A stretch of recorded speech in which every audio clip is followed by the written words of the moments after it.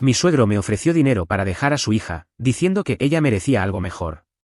Pensó que podía comprar mi silencio, pero terminé destruyendo todo su imperio con una sola grabación.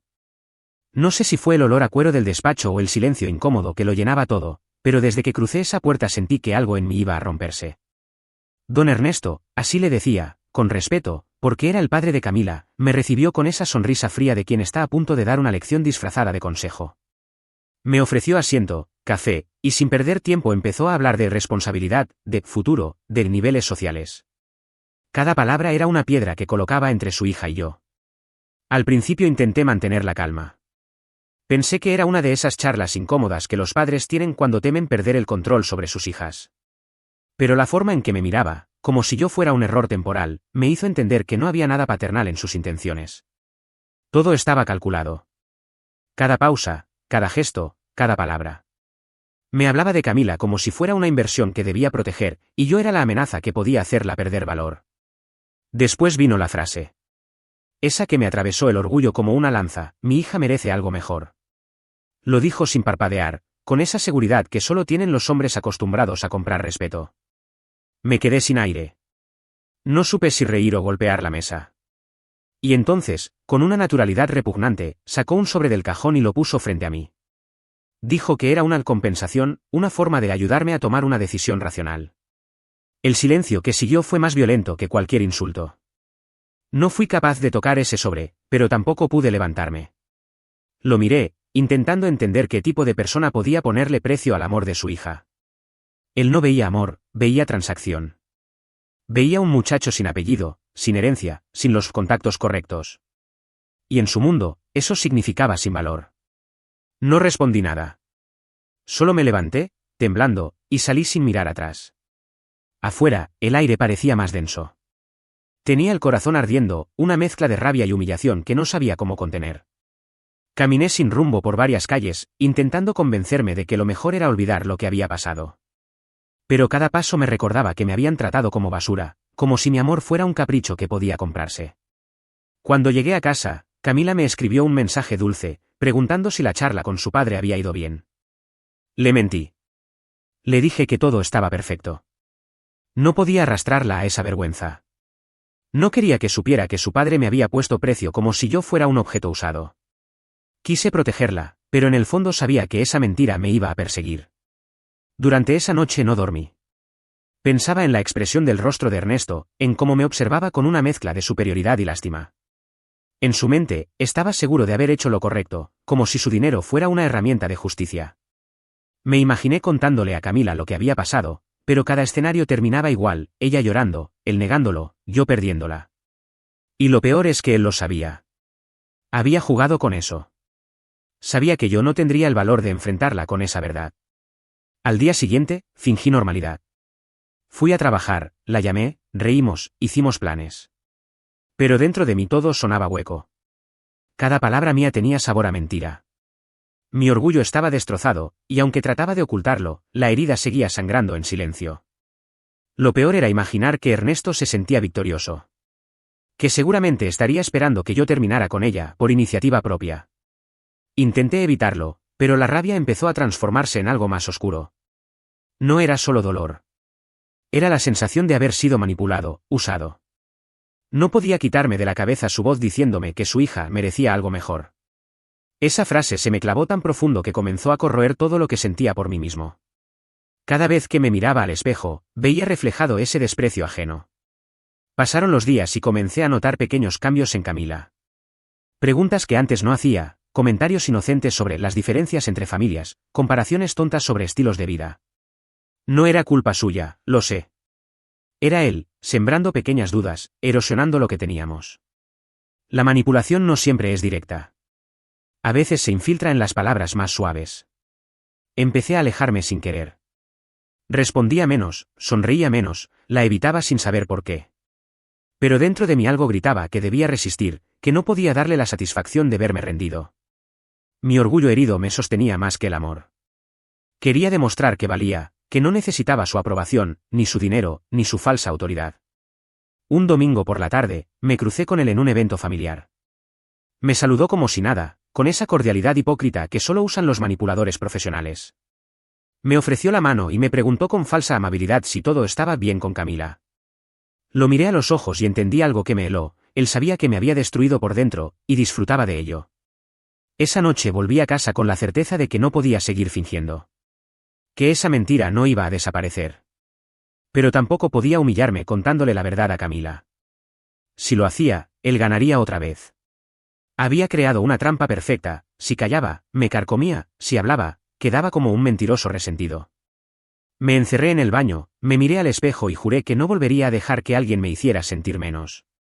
Que, aunque me doliera, no iba a aceptar ni un centavo, ni una palabra más de ese hombre. No sabía cómo, pero en ese momento decidí que algún día él iba a pagar por lo que había hecho. Cuando creí que por fin podía respirar, recibí un mensaje de Camila: mi papá dice que te vio raro, ¿te pasó algo con él? Sentí un nudo en el estómago. La pregunta que más temía, la que podía destruirlo todo. Respondí con la misma mentira que me estaba matando: nada, amor. Todo está bien. Pero mientras escribía esas palabras, supe que nada volvería a estarlo. Y lo peor, es que él también lo sabía. Desde esa noche, algo dentro de mí cambió para siempre. No fue solo el asco o la humillación. Fue la sensación de haber sido reducido a nada frente a un hombre que ni siquiera tuvo que levantar la voz para destruirme. Empecé a sentir que todo lo que tenía, mi trabajo, mis logros, incluso el amor de Camila, estaba contaminado por sus palabras. Ella merece algo mejor. Esa frase se repetía como un eco, día y noche, como si mi cabeza se hubiera convertido en una jaula donde su voz era el carcelero. Intenté ocultarlo, pero el orgullo herido no se esconde.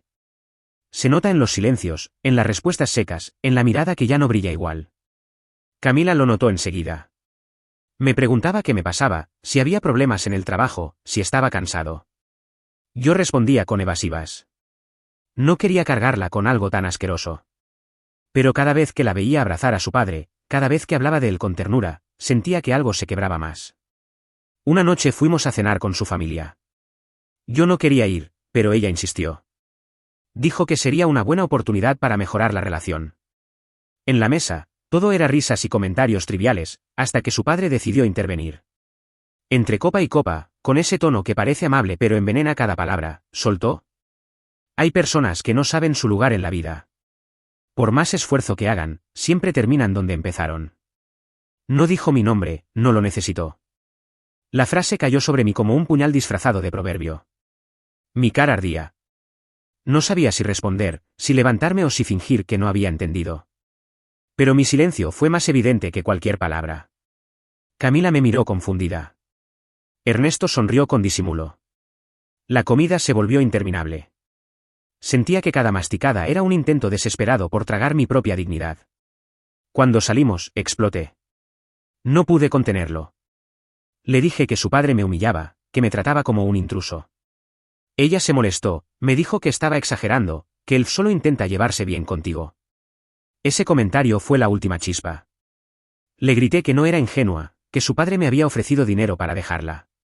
La frase salió de mi boca sin planearlo, como si mi orgullo, cansado de sangrar, hubiera decidido vengarse por su cuenta. El silencio que siguió fue peor que cualquier grito. Ella se quedó helada, con los ojos vidriosos. Me pidió que repitiera, y cuando lo hice, su rostro cambió. No era incredulidad, era decepción. Dijo que no entendía cómo podía inventar algo así de cruel. Que su padre no haría jamás una cosa semejante.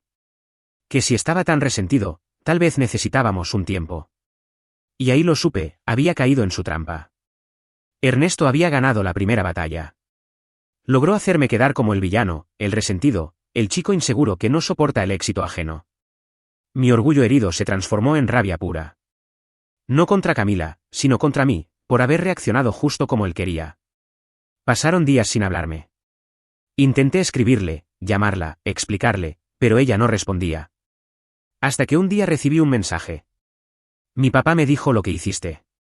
No puedo creer que hayas intentado chantajearlo. Chantajearlo. Esa palabra me dejó sin aire. No entendía cómo podía haberse invertido todo. Fui yo el humillado, y ahora resultaba que era el manipulador. Me hervía la sangre. Fui a su casa con el corazón en la garganta, decidido a aclararlo todo. Pero cuando me abrió la puerta, su mirada ya no era la misma. Me observó con una mezcla de lástima y distancia. Intenté hablar, pero sus palabras me aplastaron. Mi papá me mostró un mensaje tuyo pidiéndole dinero. No hay nada más que decir. Sentí que el suelo desaparecía. Quise gritar que era mentira, que jamás le había escrito nada, que todo era una trampa. Pero ella no me escuchó. Me cerró la puerta en la cara mientras sus lágrimas caían. Del otro lado, pude oír cómo su padre se acercaba, calmado, como un cazador que acaba de atrapar a su presa. No sé cómo llegué a mi casa esa noche. No recuerdo si caminé o corrí. Solo sé que el orgullo que antes me mantenía de pie ahora me pesaba como una piedra. ¿Cómo se lucha contra alguien que tiene el poder de torcer la verdad? ¿Cómo se defiende uno cuando la mentira suena más creíble que el dolor? Empecé a dudar de todo. De mí, de Camila, del amor, de la justicia. Pensé en rendirme, en aceptar que el mundo está hecho para los que pueden manipular sin mancharse las manos. Pero luego recordé el sobre, la mirada fría, la manera en que me trató como si yo fuera un mendigo. Y sentí que ese recuerdo era fuego puro. No podía permitir que su versión fuera la única que sobreviviera. Días después, decidí enfrentarlo una última vez. No para suplicarle, sino para mirarlo a los ojos y decirle que no le tenía miedo. Cuando llegué a su oficina, me recibió con esa sonrisa cínica que tanto odiaba. Le devolví el sobre, aunque nunca lo había aceptado. Lo dejé sobre su escritorio y le dije que eso era lo que pensaba de su dinero. Él fingió sorpresa. Me miró con calma y dijo: «Así que ahora vienes a devolver algo que tú mismo pediste». «Qué conveniente». En ese instante comprendí que ya había preparado todo. Que tal vez tenía pruebas falsas, o incluso testigos inventados. Su manipulación era total.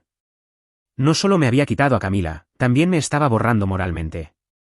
Me fui sin responder, con el orgullo destrozado pero el corazón ardiendo.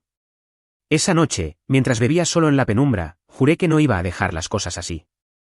Que si ese hombre había logrado comprar la versión de la historia, yo encontraría una forma de devolverle el golpe. No sabía cómo, ni cuándo, pero algo me decía que su poder tenía grietas. Al día siguiente, abrí mi correo. Entre mensajes viejos, encontré uno anónimo. El asunto decía: «No todo es lo que parece. Sé lo que te hizo». Era la primera vez en semanas que sentí algo parecido a esperanza. El mensaje anónimo me tenía el corazón acelerado. Leí y releí esas palabras hasta casi borrarlas con la vista. «Sé lo que te hizo». No decía quién era, ni ofrecía pruebas, solo una dirección y una hora: martes, 7. No vengas acompañado. Dudé durante horas. Pensé que era una trampa más de Ernesto, alguna nueva humillación. Pero algo en mi interior, esa voz que nace del orgullo cuando ya no queda nada que perder, me obligó a ir. Llegué puntual. Era un bar pequeño, casi vacío. En una mesa del fondo me esperaba un hombre de unos 50 años, con el rostro cansado y una mirada que me estudió de arriba abajo. Se presentó como Julián, ex empleado de la empresa de Ernesto. Me contó que lo habían despedido hacía meses, justo después de descubrir que el señor firmaba contratos falsos con proveedores fantasma. «No lo denuncié porque sabía lo que podía hacerme», me dijo. «Pero cuando supe lo tuyo, me dio asco. No es la primera vez que manipula así a alguien». Sus palabras me estremecieron. Todo encajaba: la confianza absoluta de Ernesto, su manera calculada de mentir sin miedo. Julián me dijo que incluso había escuchado de la boca de Ernesto cómo planeó la historia del supuesto chantaje. Lo grabó, me explicó, pero nunca se atrevió a usar la grabación. «Tal vez te sirva más a ti que a mí». Cuando me entregó la memoria USB, mis manos temblaban. Por primera vez desde que todo comenzó, tenía una prueba. Algo real. Pero no supe qué hacer con eso. Parte de mí solo quería llevarla a Camila, mostrarle la verdad, que me creyera. Otra parte, más cansada, más herida, quería usarla para destruirlo sin que ella tuviera oportunidad de salvarlo. Esa noche no dormí. La escuché varias veces. En el audio, Ernesto hablaba con otro empresario, riendo, diciendo: «El chico ese se lo creyó todo. Inventé un mensaje y listo. Ahora mi hija piensa que él solo buscaba dinero. Un problema menos». Su voz, su tono satisfecho, su risa contenida, sentí que el pecho me ardía. Intenté contactarme con Camila, pero no respondió. Me bloqueó de todos lados. Comencé a recibir miradas raras en mi trabajo. Una compañera me mostró una publicación que circulaba entre conocidos: insinuaban que había estafado a Ernesto con un préstamo. No supe si reír o romper el teléfono. El hombre había decidido destruirme completamente. A las pocas semanas, Camila me envió un correo breve. Decía que había terminado todo. que necesitaba tiempo, que no quería saber más. No había odio en sus palabras, solo decepción. Esa decepción me dolió más que cualquier insulto. Había perdido algo más que una relación. Había perdido la confianza en el amor, en la verdad, en mí mismo. Con el tiempo, incluso mis amigos comenzaron a alejarse. Algunos, por creer en las mentiras, otros, por miedo a meterse en problemas. La soledad se volvió rutina. Dejé el trabajo, me mudé a un apartamento pequeño y pasé días sin hablar con nadie. Me alimentaba mal, dormía poco. Pero en medio de todo ese vacío, había una chispa que no se apagaba, la certeza de que algún día ese hombre iba a pagar. La grabación se convirtió en mi tesoro oscuro. La escuchaba cada vez que el dolor amenazaba con devorarme. Era la prueba de que no estaba loco, de que mi dolor tenía un motivo real. Pero también era un recordatorio de que yo ya no tenía nada. Lo había perdido todo, menos mi rabia. Pasaron meses. Un día, mientras revisaba viejos papeles, encontré una tarjeta que Camila me había dado cuando todo aún era bonito. Era de su padre. Ernesto García, consultor empresarial. En la parte trasera, había una dirección diferente a la empresa. Me llamó la atención. Busqué en internet y descubrí que era el domicilio de una oficina registrada bajo otro nombre, usada para contratos con empresas fantasma. Ese hallazgo encendió algo en mí. No podía quedarme quieto. Si él me había destruido usando mentiras, yo lo haría usando su verdad. Pero antes debía asegurarme de que nada me volviera a tocar. Empecé a leer, a investigar cómo proteger la identidad, cómo filtrar información sin dejar rastro. Pasaba las noches entre foros, aprendiendo lo que nunca había imaginado necesitar. Poco a poco, mi dolor se transformó en propósito. Ya no era un hombre destruido, era un hombre en reconstrucción, uno que había perdido el miedo. Cada recuerdo de su risa, cada humillación sufrida, se convirtió en energía. Me juré que no actuaría desde la venganza ciega, sino desde la precisión. Que no lo destruiría con rabia, sino con hechos. Pero el destino quiso darme un golpe más. Una mañana, mientras caminaba hacia la tienda donde trabajaba temporalmente, vi a Camila en la otra acera. Estaba de la mano de otro hombre. No me dolió verla con alguien más, me dolió ver que parecía feliz. Que quizá, en su mente, yo realmente era el villano de esa historia. Esa imagen me empujó al límite. Esa noche conecté la memoria USB y copié el audio, los documentos, todo. Hice una copia de seguridad y la envié a un correo anónimo que había creado semanas atrás. Si algo me pasaba, alguien lo publicaría. Al día siguiente, me llegó un mensaje sin remitente. Sabemos que tienes material que no te pertenece. No te metas en lo que no entiendes. Esa fue la confirmación de que estaba tocando algo grande. No era solo mi reputación lo que Ernesto había manipulado, había un sistema entero de mentiras sosteniendo su poder. Y yo, por accidente, había encontrado la grieta. Pasé días mirando por la ventana, sintiendo miedo pero también una calma nueva. Por primera vez, el control ya no era suyo. Él no lo sabía, pero su imperio comenzaba a tambalear. Y justo cuando pensaba que lo había visto todo, recibí un mensaje inesperado de Camila. Decía solo: necesito verte. No sé en quién creer. Mi corazón se detuvo por un segundo. Después de tanto tiempo, la historia volvía a empezar. Esa noche no pude pensar en otra cosa que en su mensaje. No sé en quién creer. Esas palabras me taladraban el pecho, no por esperanza, sino por el peso que traían. Camila había dudado, aunque fuera un segundo, de su padre. Y eso significaba que el muro perfecto de mentiras que él había construido comenzaba a agrietarse. Pero no respondí de inmediato. Me quedé mirando la pantalla durante horas, con los dedos temblando sobre el teclado. Una parte de mí quería correr hacia ella, contarle todo, mostrarle la grabación, explicarle cada detalle. Pero otra parte, la que ya había aprendido lo que era ser manipulado, me detuvo. No podía actuar por impulso. No podía volver a jugar con las reglas de Ernesto. Esperé 3 días antes de responder. Le dije que aceptaba verla, pero en un lugar neutral, sin testigos. Nos encontramos en un café discreto, lejos de todo. Cuando entró, sentí que el tiempo se detenía. No era la misma. Había perdido ese brillo ingenuo en los ojos, y su sonrisa era apenas una sombra de lo que fue. Me dolió verla así. Me dolió más saber quién la había dejado así. Hablamos poco. Ella me miraba con cautela, como quien no sabe si está frente a un mentiroso o a una víctima. Le conté mi versión con calma, sin dramatismo. Le dije que nunca pedí dinero, que fue su padre quien me ofreció un soborno para alejarme de ella. No mencioné la grabación todavía. No quería que pensara que la estaba usando. Solo quería que me escuchara. Sus ojos se llenaron de lágrimas, pero no lloró. Me dijo que había encontrado contradicciones en las historias de su padre, detalles pequeños, fechas que no cuadraban, gestos que antes no notaba.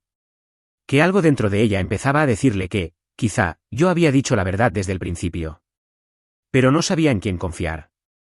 Y la entendí. Porque yo tampoco confiaba en nadie. Después de ese encuentro, supe que no podía seguir reaccionando.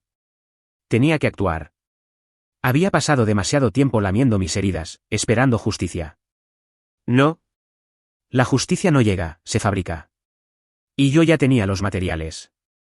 Comencé a construir mi plan en silencio, como quien levanta una casa en la oscuridad. Revisé cada documento, cada nombre, cada contrato que Julián me había entregado. Descubrí un patrón de empresas ficticias creadas para desviar dinero público. Ernesto no era solo un manipulador doméstico. Era un criminal con fachada de hombre ejemplar. Y cada fraude estaba vinculado con su nombre, aunque escondido tras intermediarios. Contacté a Julián otra vez. Me ayudó a cruzar datos, a rastrear firmas, a entender cómo funcionaba el esquema. Entre ambos armamos un dossier. Era más que suficiente para hundirlo. Pero no bastaba con tener pruebas, necesitaba que salieran a la luz en el momento preciso. Si lo enfrentaba antes de tiempo, destruiría todo. Tenía que hacerlo caer con su propia máscara puesta. Mientras tanto, Camila empezó a escribirme de nuevo. Pequeños mensajes, preguntas sueltas. ¿Por qué lo haría? ¿Qué ganaría mintiendo? ¿Tienes pruebas? Sentía que quería creerme, pero el miedo a admitir que su padre era un monstruo aún la frenaba. Y lo comprendía, aceptar la verdad duele más cuando viene de sangre. Yo no le envié la grabación. No todavía. Le dije que había cosas que necesitaba comprobar antes. Ella insistió, y cada mensaje suyo era una mezcla de nostalgia y dolor. Había amor todavía, lo sentía en cada palabra. Pero entre nosotros seguía flotando la sombra de su padre, dividiendo el aire. Mientras todo eso pasaba, me concentré en fortalecer mi pequeño negocio. Había dejado el trabajo anterior y abrí una tienda modesta de electrónica. Al principio era apenas un sustento, pero se convirtió en mi refugio. Cada venta, cada cliente satisfecho, era una forma de recordarme que todavía podía construir algo por mí mismo, sin que nadie me comprara ni me definiera. Una tarde, mientras cerraba la tienda, vi a lo lejos un coche negro estacionado frente a mi edificio. No era coincidencia. Sentí el mismo miedo que aquella vez que recibí el correo amenazante. Alguien estaba vigilándome. Esa noche dormí con la grabación bajo llave y copias en 3 lugares distintos. Si me pasaba algo, no quedaría enterrado conmigo. Días después, Julián me llamó, alterado. Dijo que habían intentado entrar a su casa, que un hombre le ofreció dinero por su silencio. El patrón se repetía. Ernesto seguía usando su método favorito, comprar voluntades. Pero ya no éramos los mismos.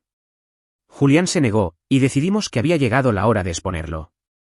Comencé a contactar discretamente a un periodista conocido por destapar casos de corrupción. Le envié fragmentos del audio y extractos de documentos falsificados. No mi nombre. No mi rostro. Solo las pruebas. Quería que cuando todo estallara, él no supiera de dónde venía el golpe. Esa noche, cuando apagué las luces de la tienda, recibí un mensaje de Camila. Mi papá está extraño últimamente. Discutió con mi madre, grita por teléfono, se encierra en su oficina. Creo que algo lo tiene nervioso. Sonreí sin querer. Por primera vez en mucho tiempo, el miedo había cambiado de lado. Durante los días siguientes, el periodista me escribió confirmando que iba a publicar la historia. Me pidió más material y un detalle que confirmara la autenticidad del audio. Le di una frase específica que solo alguien cercano a Ernesto podría reconocer. Las apariencias lo son todo. Era la misma frase que me había dicho la primera vez que me humilló. Cuando todo estuvo listo, le pedí al periodista que esperara una semana antes de publicar. Quería verlo enfrentarse a su hija antes de caer. Quería mirarlo cuando el castillo de mentiras se derrumbara desde dentro. Pero la vida siempre añade una última curva. El día que planeaba terminar de preparar todo, recibí otro mensaje de Camila. Uno que me heló la sangre. Mi papá quiere hablar contigo. Dice que está dispuesto a arreglar las cosas. Lo supe al instante, no era una oferta de paz. Era un último intento de manipulación. Aún así, acepté.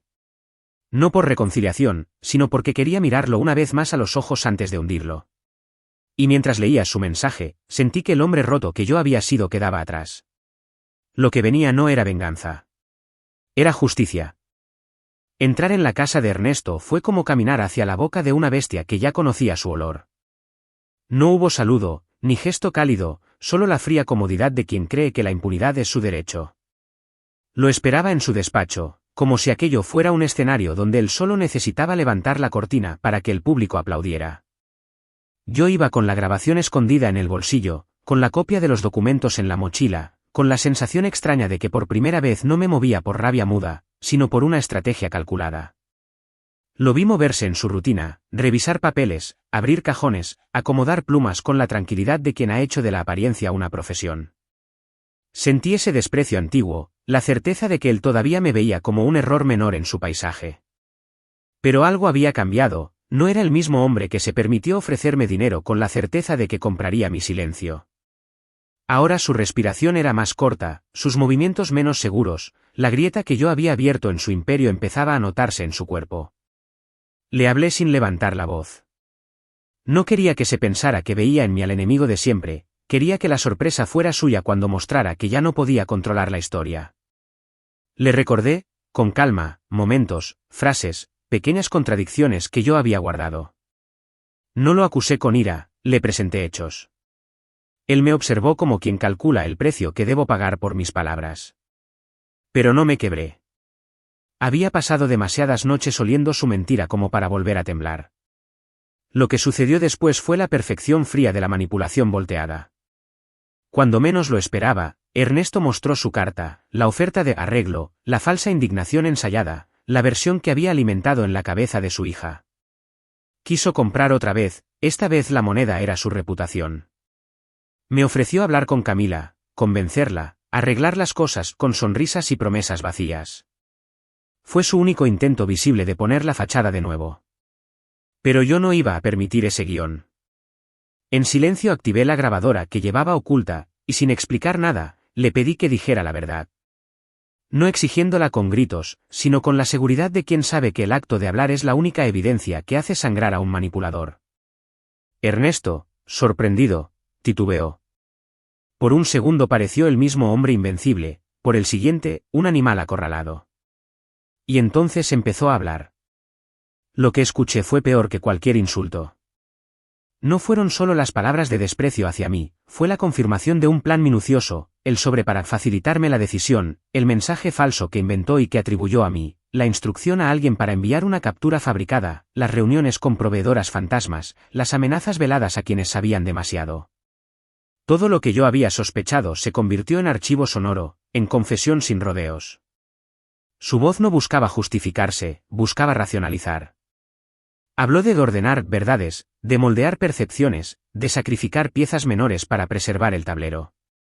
Mientras grababa, sentí una mezcla extraña de triunfo y asco. Triunfo porque ya no había duda posible, asco porque la profundidad de su artimaña superaba mi imaginación. Pero el golpe definitivo llegó cuando, en un descuido, mencionó un nombre distinto al mío, un nombre que no esperaba.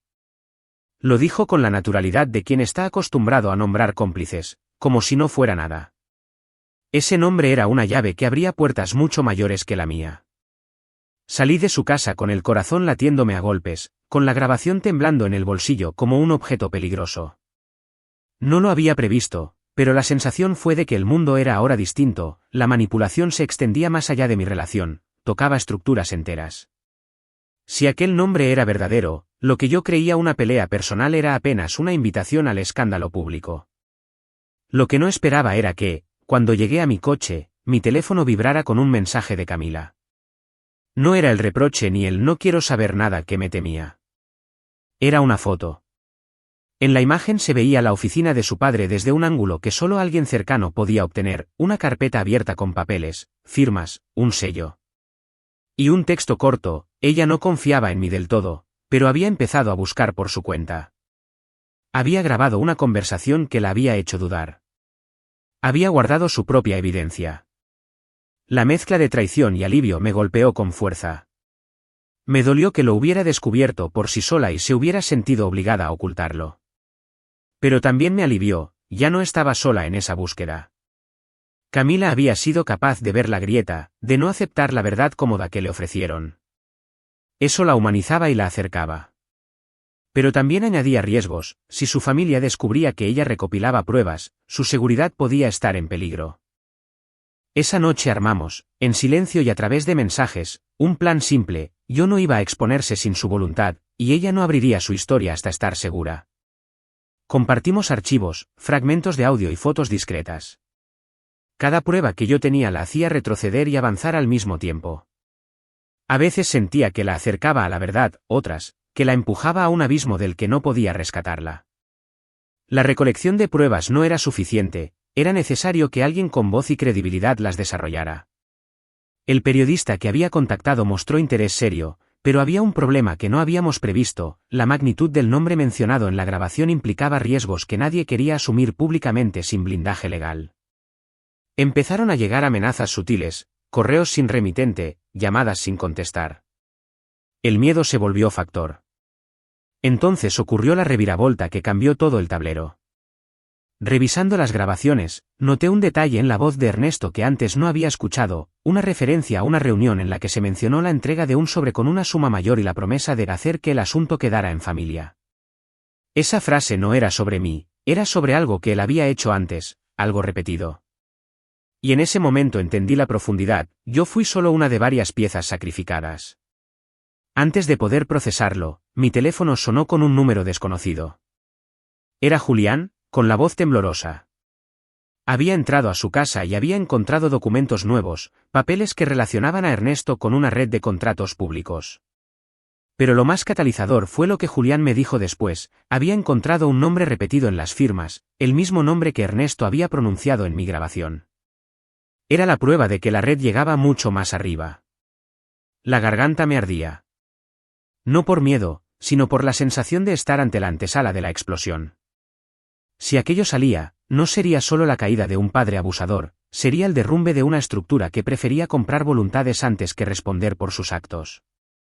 Esa noche no pude dormir. Repetí la grabación hasta desgastarla en mi memoria.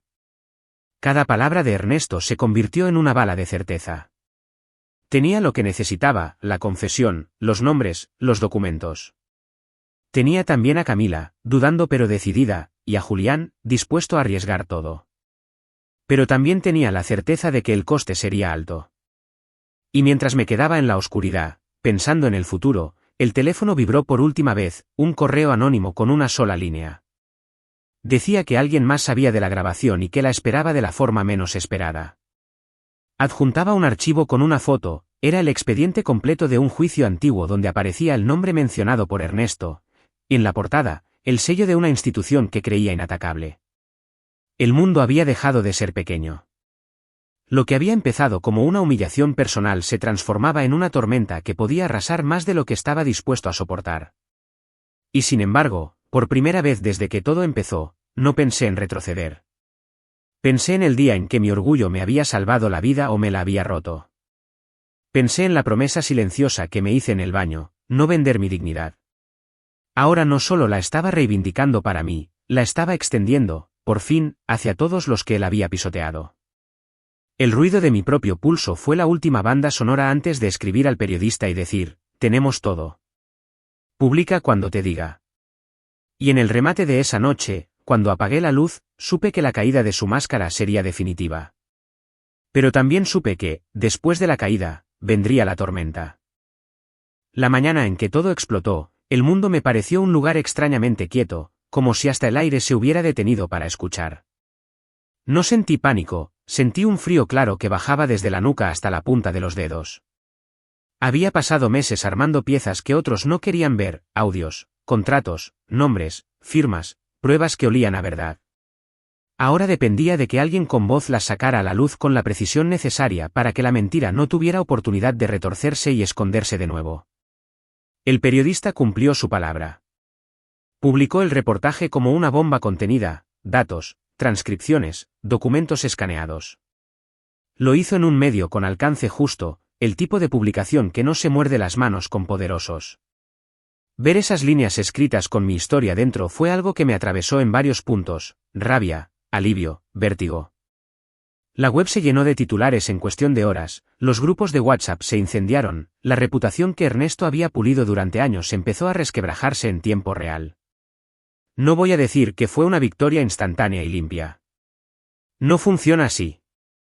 La reacción fue la de siempre, negaciones, desmentidos, abogados que compraban silencio, llamadas que intentaban intimidar. Pero también hubo algo que no esperaba, personas que empezaron a salir de las sombras para contar que no eran casos aislados. Testimonios que confirmaban el patrón, que pegaban las piezas que yo no podía ver desde mi dolor. Fueron relatos pequeños, íntimos, de personas que habían preferido antes callar por vergüenza o miedo. Esos relatos terminaron por convertir mi caso en un síntoma de algo más grande. La fiscalía abrió una investigación con rapidez inusitada. No por mi nombre, yo seguía en el anonimato para muchos, sino por la evidencia que había quedado pública y que no pudo ser ignorada. Intervenciones, registros, citaciones, palabras que antes parecían lejanas ahora entraban en mi vida con la fuerza de un tren. Sentía influencia y vértigo al mismo tiempo, había puesto en marcha algo que ahora desbordaba mi control.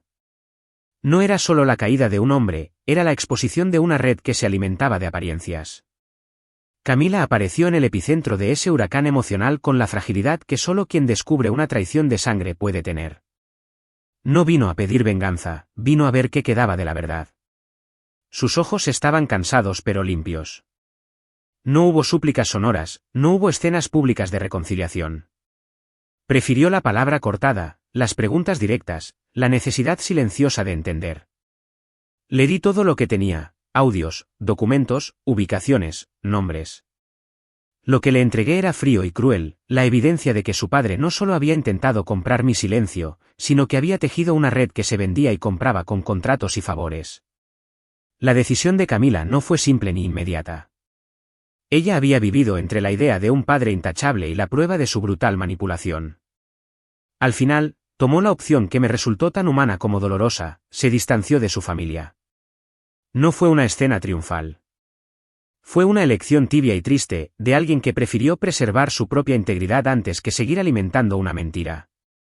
Eso me dolió y me alivió a la vez, porque la justicia que buscaba no era la de verla humillada públicamente por despecho, sino la de ver que, finalmente, la verdad tenía consecuencias. Cuando las autoridades procedieron, lo hicieron con documentación en mano.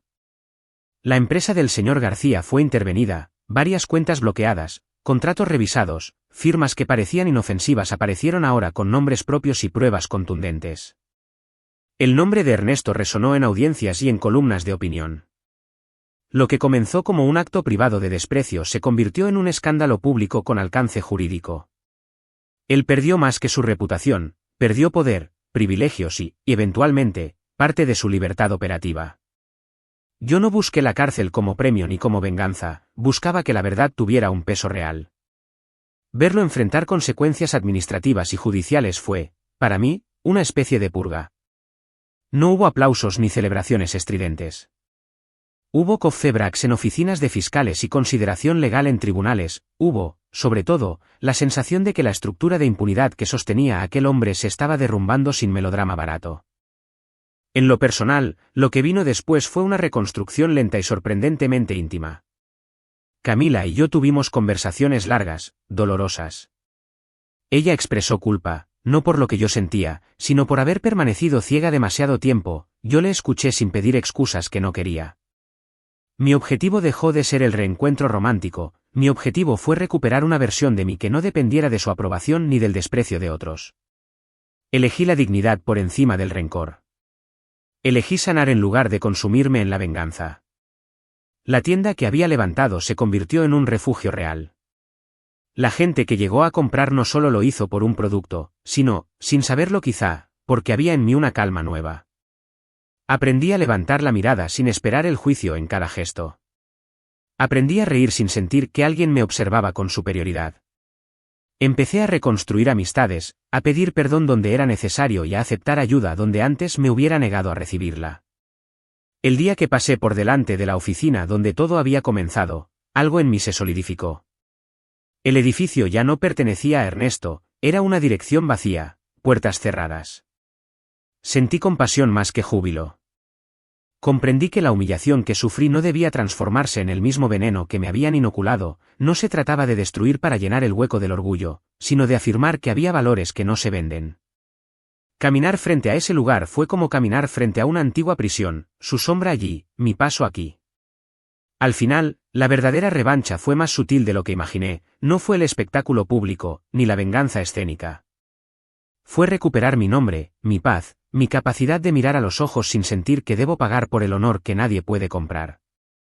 Fue ver a Camila elegir la verdad por encima de la lealtad cómoda. Fue ver que, a veces, la vida te devuelve lo que te arrebataron con interés, integridad, calma y la certeza de que no todo se negocia. En una noche fría, mientras cerraba la tienda, saqué del bolsillo el sobre que nunca acepté. Lo abrí una vez más, como quien revisa una cicatriz. No había dinero dentro, había solo el peso simbólico de todo lo que él intentó comprar. Lo guardé en una caja y la coloqué en un rincón. No para recordarme la herida, sino para recordar la promesa que me hice frente al espejo, nunca renunciar a mi dignidad, por nadie. Caminé hasta la parada y miré la ciudad. La lluvia había limpiado los vidrios de los autos y el aire traía un olor a tierra mojada que me pareció nuevo. No me sentía victorioso en el sentido clásico, me sentía entero. Había perdido, sí, tiempo, confianza, parte de la inocencia. Pero también había ganado algo que sobra cuando faltan la comodidad y el privilegio, claridad. Cuando el teléfono vibró con un mensaje breve de Camila, una palabra simple, gracias, supe que ya no buscábamos las mismas cosas. Ella buscaba reconstruirse, yo, seguir. Y así lo hice. Cerré los ojos un segundo, respiré hondo y pensé en todas las cosas que no se compran ni se venden, la verdad, el respeto, el propio valor. Luego abrí los ojos y seguí caminando, con la certeza de que había dejado atrás más que una humillación, había dejado la necesidad de que un hombre me definiera.